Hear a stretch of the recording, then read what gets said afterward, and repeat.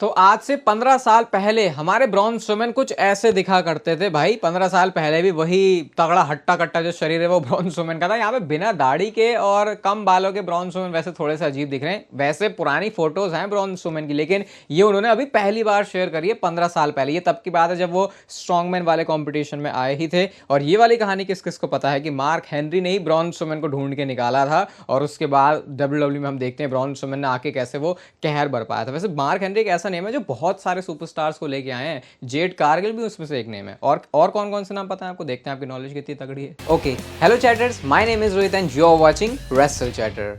Voice of wrestling के एक और नए एपिसोड में आपका वेलकम है। और यहाँ से आने वाले कुछ मिनट तक मैं जो बातें बोलने वाला हूँ, अगर आपको अपनी एक्सपेक्टेशन बहुत ज़्यादा नहीं रखनी कल के स्मैकडाउन से, तो आप इसको जो है थोड़ा सा स्किप कर सकते हो, उसके बाद से आप कंटिन्यू कर सकते हो। लेकिन शायद कल स्मैकडाउन के शो में कुछ भयंकर भूचाल बवाल होने वाला है। अब मैं ये सिर्फ रोमन रेंज की अपीयरेंस की बात नहीं कर रहा, क्योंकि वो तो ऑब्वियस ही कर दिया उन्होंने एडवर्टाइज करके। पूरी कहानी आपको शुरू से बताता हूँ। ट्रिपल एच ने अपने ट्विटर अकाउंट पे ट्वीट किया, जहां पे वो लिखते हैं कि कल की जो रात है वहां पर कोडी रोड्स और Solo Sikoa steel cage match में होंगे। और यहां पे जो उन्होंने चीज लिखी है उससे ऐसा लग रहा है कि जो ये अनडिस्प्यूटेड डब्ल्यूडब्ल्यूई चैंपियनशिप का मैच है वो स्मैकडाउन को मेन इवेंट नहीं बल्कि किक ऑफ करने वाला है। मेरे को पहले वैसे ऐसा भी लगा था कि क्या बोलने का मतलब ये तो नहीं है कि स्मैकडाउन किक ऑफ करेगा ऑन यूएसए नेटवर्क, ये मैच को किक ऑफ ना कह रहा हूं। लेकिन उसके बाद मैंने इसको चेक किया, क्योंकि ट्विटर पे थोड़े ओवर एक्साइटेड फैंस होते हैं, तो पता चला कि हाँ भाई ये मैच मेन इवेंट में नहीं बल्कि किक ऑफ में आने वाला है। अब आप सोचो कि भाई ये इतना बड़ा मैच स्टील केज वाली स्टिपुलेशन के साथ इसको डब्ल्यूडब्ल्यूई किक ऑफ में क्यों डाल रही है, तो इसका मतलब मेन इवेंट में क्या है।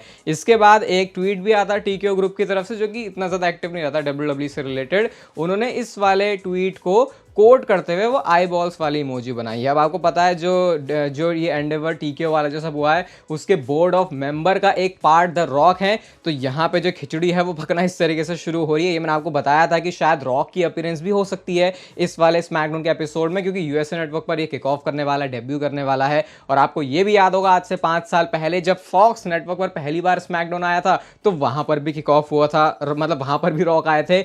अब ये वाला मैच डब्ल्यूडब्ल्यूई ने स्टील केज वाला पहले ही डाल दिया, तो इसका मतलब मेन इवेंट में शायद इससे भी कोई भयंकर चीज होने वाली है, या फिर जो भी कुछ स्टील केज से होगा उसकी कंटिन्यूएशन में हमको चीज मेन इवेंट में भी देखने को मिलेगी। तो इसके बाद अब जो रूमर्स हैं रॉक के कल स्मैकडाउन में आने के, वो सबसे ज्यादा हो चुके हैं। मतलब हर कोई हर तरफ इसी बारे में बात हो रही है कि भाई अगर ये मैच डब्ल्यूडब्ल्यूई ने शुरुआत में डाल दिया तो इसका मतलब कि मेन इवेंट में तो कुछ होने ही वाला है। और पॉसिबल ये सेगमेंट हो सकता है कोडी रोड्स का, इसमें हो सकते हैं रॉक, इसमें हो सकते हैं रोमन रेंस, इसमें हो सकते हैं सोलो सिकोवा, ब्लड लाइन की कोई नई स्टोरी, कोडी रोड्स और द रॉक का मैच फाइनली यहां से ऑफिशियल टीज, जो भी आपको इसको ऑफिशियल तो नहीं, आई थिंक कुछ टीज सा कर देंगे, क्योंकि रॉक ने बोला था कि जब वो आएंगे पहली बार वो जिस बंदे को देखेंगे वो कोडी रोड्स ही होगा। तो इस तरीके से अब कल स्मैक, पता नहीं यार, देखो मैंने आपको बोला ना कि अगर आप अभी तक सुन रहे हो उस चीज को, आपने ये मिनट से स्किप नहीं किए, तो इसका मतलब आप अपनी एक्सपेक्टेशन अब कल की स्मैकडाउन के लिए बहुत ज्यादा बढ़ा सकते हो। देखो जैसी चीज मेरे को समझ में आती है मैं आपको बता देता हूं, मेरे ऊपर ब्लेम मत डालना भाई रेसल चैटर या रोहित, तूने हमको इतना ज्यादा एक्साइटेड क्यों कर दिया, क्योंकि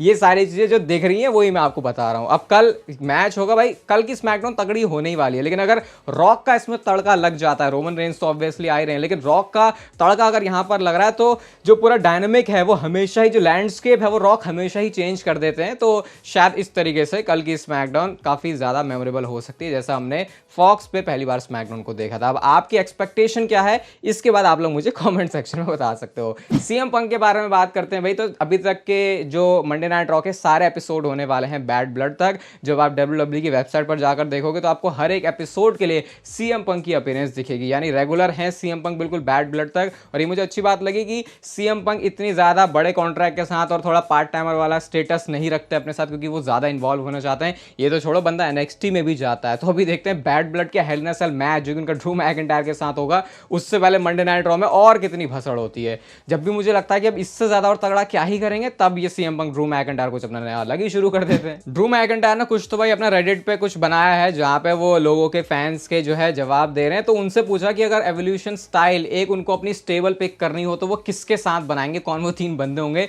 तो भाई बड़ी खतरनाक है ड्रू मैकिंटायर के पिक यार। लिटरली अगर ये टीम बन जाती है डब्ल्यूडब्ल्यूई में, तो इससे बड़ी power house power house, machine strength, जो भी आपको बोलना हो, कोई टीम मुझे नहीं लग रहा कि हो सकती है। उन्होंने जो बंदे पिक किए वो है शेमस, ब्रॉन ब्रेकर और ओबा फेमी। उनके हिसाब से ये जो बंदे हैं, अगर इनके साथ मिलकर वो टीम बनाते तो इससे तगड़ा कुछ हो नहीं सकता। और जब ये ट्वीट किसी ने किया भी ट्विटर पे, तो उस पर देखो ट्रिपल एच की ये कुक वाली इमोजी उन्होंने लगाई। कुक मतलब समझ रहे हो कि हाँ भाई वाह क्या कुक किया है ड्रू मैकिंटायर ने, ड्रू मैकिंटायर कुक्ड। तो अपने मुंह मियाँ मिट्ठू ही बन रहे हैं वैसे, वो ना बनने में प्रॉब्लम भी क्या है, बात भी तो सही की है। WWE का सर्वाइवर सीरीज वॉर गेम्स होने वाला है वैंकूवर कनाडा से, और इसका फर्स्ट जो प्रमोशनल ग्राफिक है जो भी एडवर्टाइजमेंट के लिए है वो WWE ने निकाल दिया है। स्क्रीन पे आप यहाँ पे देख सकते हो कोडी रोड्स, रोमन रेंज, रिया replay, Jade Cargill, Bianca Blair और पीछे Kevin Owens and solo Sikoa आपको दिख जाएंगे। इस चीज से ये वाली बात तो कंफर्म हो गई है कि जो रोमन रेंज हैं वो पार्ट होने वाले हैं सर्वाइवर सीरीज का। मेरे को तो शायद, मुझे लगता भी नहीं कभी कॉल भी आया है, वो तो मैंने अपने डाउट से बोल दिया कि कॉल आया होगा, लेकिन मेरे को शायद कोई कॉल नहीं आया उसके बाद। कोडी रोड्स भी दिख रहे हैं सामने से ही, तो होपफुली सर्वाइवर सीरीज में कुछ मेजर बुकिंग हो कोडी रोड्स की, क्योंकि रेसलमेनिया के बाद से तो फिर मामला आपको पता है कैसे, मतलब फीका सही चल रहा है। आई थिंक मतलब अब क्या कोडी रोड्स को ब्लेम करने के लिए भी क्या ही है यहाँ पे। 7 साल हो चुके हैं उस बात को जब स्मैकडाउन ब्रांड में केविन ओवेंस ने विंस मैकमैन के ऊपर अटैक किया था। और ये मुझे याद है, ये मेरी शुरुआती कुछ उन वीडियोस में से है जब मैंने प्रॉपर स्टोरी लाइन के हिसाब से चैनल पे कंटेंट बनाना शुरू किया था, क्योंकि उससे पहले तो मैं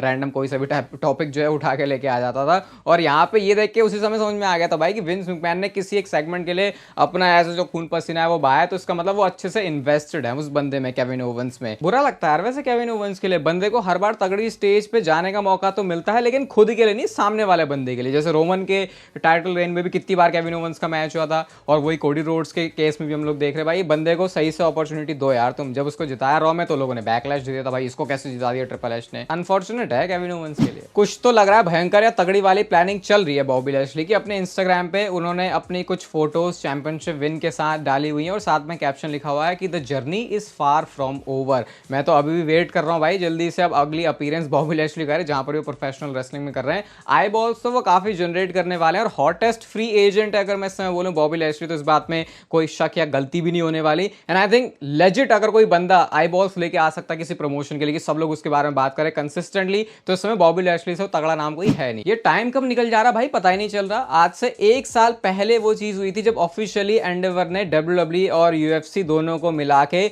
जो TKO ग्रुप है उसको फाइंड किया था, उसको बनाया था, उसको एस्टैब्लिश किया था। 1 साल हो चुका है उस चीज को। और अगर हम WWE का ट्रैक रिकॉर्ड देखें भाई, क्योंकि मैं स्टॉक भी होल्ड करता हूँ WWE के भाई, तो मतलब इतने भी नहीं करता लेकिन थोड़ा बहुत मैं भी हूँ भाई स्टॉक होल्डर, तो वो जो ग्रोथ है वो अच्छी दिखी है मुझे। मतलब मुझे क्या, उनका जो ओवरऑल जो स्टॉक है वो भी नंबर्स में काफी अच्छा गया। जो पहले $100 से नीचे ऊपर नीचे घूमता रहता था, वो कंसिस्टेंट एक बेस लाइन के तो ऊपर ही है। स्टॉक भी नहीं बोल सकते कि एक बेंचमार्क है सिर्फ ओवरऑल चीजों को देखने का, लेकिन UFC का तो मैं ज्यादा नहीं कह सकता। WWE के केस में तो ग्रोथ तगड़ी है। CM punk and Drew McIntyre का हेल इन अ सेल मैच होने वाला है, तो उससे रिलेटेड कुछ मैं बढ़िया से ग्राफिक देखे तो सोचा आपको भी दिखा दूं। ये अब तक के CM पंक के सारे हेल इन अ सेल के मैचेस हैं। करंटली उनका जो रिकॉर्ड है हेल इन अ सेल मैचेस का वो 2-2 है, यानी 2 मैच जीते हैं 2 मैच हारे हैं। और ड्रू मैकिंटायर का तो उससे भी बेकार है। यहाँ देखो भाई, 2 जो मैचेस बॉबी लैशली और रैंडी ऑर्टन के साथ हुए उसमें दोनों ही मैच ड्रू मैकिंटायर भी हारे हुए हैं। तो ऐसा लग रहा है हेल इन अ सेल मैचेस के ऐसे वाले मैचेस को देख के स्टिपुलेशन वाले की ज्यादा इस समय जीत की जरूरत तो ड्रू मैकिंटायर को है, लेकिन कहीं से मुझे लगता है WWE इस हिसाब से कंसीडर करने वाले कि किसका रिकॉर्ड कैसा था। बाकी इस मैच का रिजल्ट क्या हो सकता है उसके लिए हमने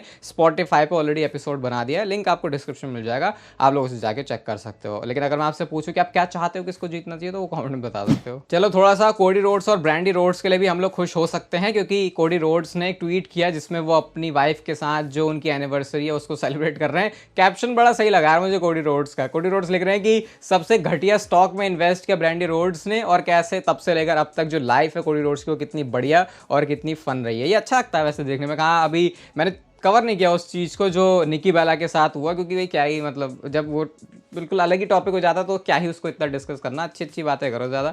लेकिन भाई Cody Rhodes and Brandi Rhodes अच्छा एग्जांपल सेट कर रहे हैं। क्या गोल्डबर्ग की बहुत जल्दी वापसी होने वाली है WWE में, और ये चीज़ WWE ऑलरेडी हमको बता भी चुकी है। तो मंडे नाइट रॉ में जो हमने सेगमेंट देखा था, पहले तो आपको बताया था उस सेगमेंट के बारे में कि ओरिजिनली वहां पर गुंथर नहीं होने वाले थे, बल्कि WWE का प्लान था कि ब्रेट हार्ट को लाके ड्रू मैकिंटायर के साथ एक सेगमेंट होगा, क्योंकि फिर CM पंक के बीच जो बचपन के हीरो रहे हैं वो ब्रेट हार्ट ही रहे हैं, मतलब जैसे उन्होंने रेसलिंग को देखते हुए बड़े हुए हैं। तो शायद WWE पहले वो वाला एंगल करने वाली थी, लेकिन फिर WWE ने कुछ तो प्लान चेंज किया, ऐसा मेल्जर चिचा का कहना है। लेकिन अब गोल्डबर्ग के बारे में क्या बात है, तो अब यहाँ पे जो पिचेस है, जो स्पेकुलेशन है, वो कुछ ये शुरू हो रही है कि WWE ने गोल्डबर्ग के नेम को मेंशन किया है। ये पॉसिबली एक एंगल WWE फ्यूचर में जाके दिखा सकती है, और एंगल कुछ ऐसा भी हो सकता है कि क्योंकि सर्वाइवर सीरीज जो कि वैंकूवर में होने वाली है, कनाडा में होने वाली है, तो शायद यहाँ पे WWE कुछ एक सेगमेंट भी प्लान कर सकती है bill Goldberg and Bret Hart के लिए। वैसे बहुत पुरानी चीज हो जाएगी और मुझे नहीं लगता है कितना सच होने वाली, लेकिन अगर आप लॉजिक के हिसाब से देखो तो यहाँ पर पूरा सेंस बनता हुआ दिखाई दे रहा है।